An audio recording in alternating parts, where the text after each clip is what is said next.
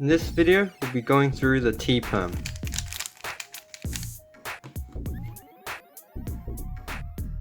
So T Perms are quite easy to recognize. They have these headlights here and two 2x1 bars on either side of the headlights. It is important to note that the color in between the headlights is always opposite to the color of the headlights. So in this case, the headlight colors are green, so the color in the middle of the headlights will always be the opposite of green, which is blue. It is also very important not to get T Perms confused with R Perms. So in this particular case, we have headlights and we also see this 2x1 bar attached to the headlights. There's a few ways to recognize it. One way would just be to look on the other side and notice that there's no 2x1 bar here, so this is an R Perm. But you can also recognize it from this angle, as we said previously, that this color is not opposite to the headlights. So if we see adjacent colors in between the headlights and we see the 2x1 bar here, it should be the R Perm. T Perms will always have opposite colors in the headlights. So the T Perm algorithm is actually really similar to J Perm algorithm. In fact, it's actually the same algorithm but rearranged. So if you know how to do a J Perm, then you should be able to learn this pretty quickly.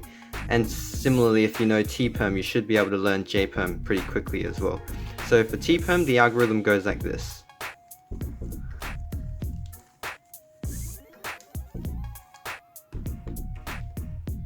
So a lot of people end up liking the T Perm algorithm because it can be done so fast, but only if you do it with proper finger trips, which reduces regrips. So what I see a lot of beginners do is they regrip at the start of the algorithm, do the first 4 moves, and then they regrip again to do the rest of the algorithm. And maybe they regrip again at the end to do the final F move. So particularly for last layer algorithms, we want to try and reduce regrips to maximize TPS. So with the T Perm algorithm, we could introduce some different finger tricks to try and reduce regrips or make it regripless. So with this T Perm, how I do it is like this. So I start from the home grip with both thumbs in front and do the first 4 moves using the pinch move for the U, and then the rest are pretty straightforward, and the final F move with my thumb. So that makes it regripless, makes it pretty fast as well.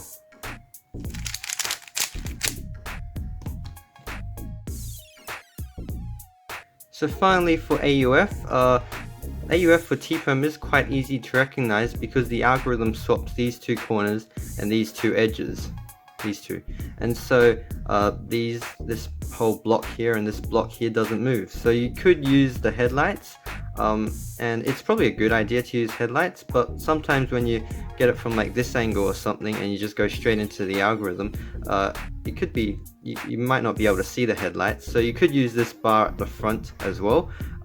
With AUF, either the headlights or the bar is fine to use. So thanks for watching, hope you learned something, and I'll see you next time.